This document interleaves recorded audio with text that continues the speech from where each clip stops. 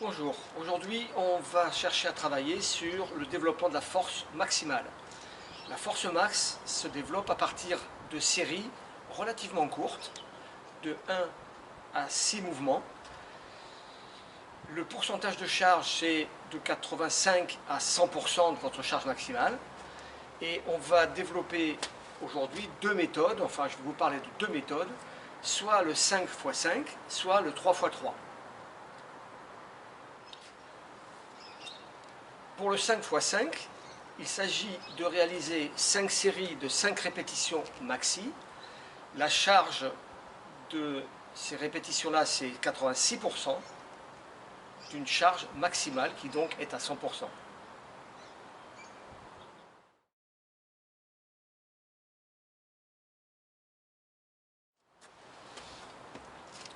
Le 3x3, c'est la capacité de réaliser 3 séries de 3 mouvements.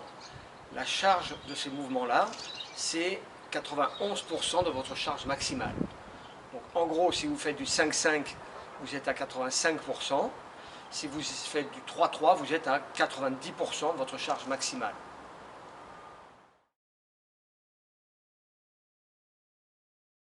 Alors le principe qui consiste à limiter le nombre de répétitions par série, donc on a dit de 1 répétition à 5 répétitions, avec une charge supérieure à 80%, donc 80% pour 5 à 6 répétitions jusqu'à 100% pour une répétition, fait appel à ce qui s'appelle les facteurs nerveux. Les facteurs nerveux, ce sont le recrutement, ce qu'on cherche à travailler là, puis la coordination, puis la synchronisation. À ce stade-là, c'est le cerveau qui organise la sollicitation dans sa commande nerveuse du plus grand nombre possible d'unités motrices, donc de fibres musculaires, pour soulever la charge. Donc là, on parle de facteurs nerveux. Ensuite, il y aura les facteurs structuraux, c'est-à-dire la structure elle-même du muscle qui va évoluer. La difficulté de ce type de travail, c'est de disposer de charges qui sont relativement élevées, puisque on aborde, voire on dépasse les 80% de la charge maximale.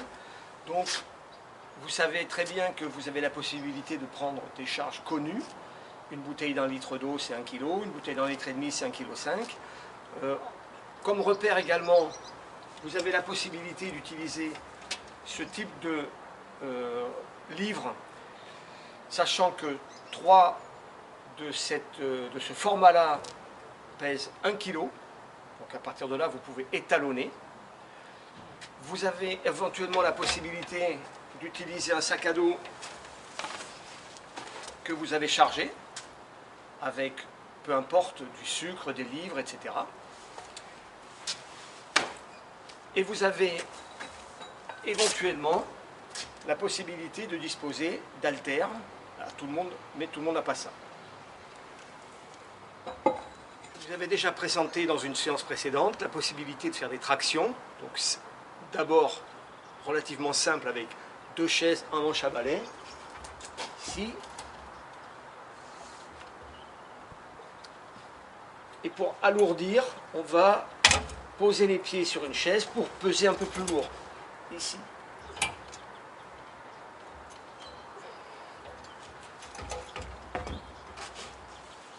Et j'ai également la possibilité de charger un sac à dos. Alors pareil, plus ou moins lesté.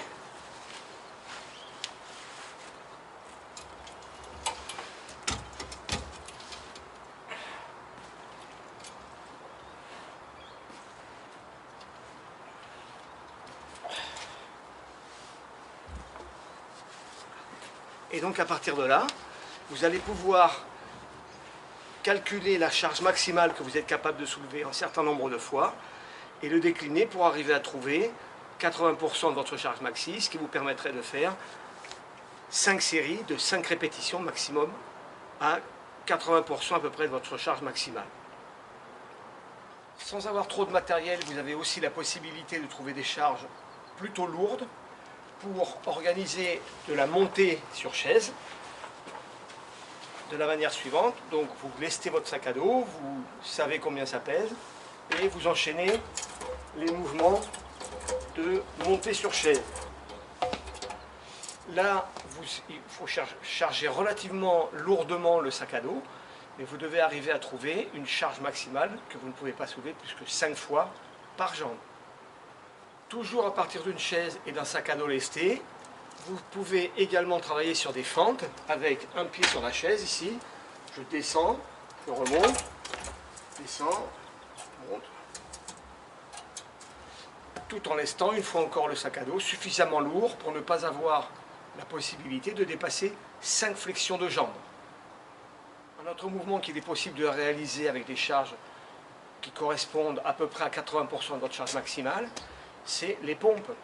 Donc les pompes, soit vous les faites pieds-mains parce que c'est votre charge maximale, soit, si c'est trop facile, vous organisez votre sac à dos, pied sur chaise,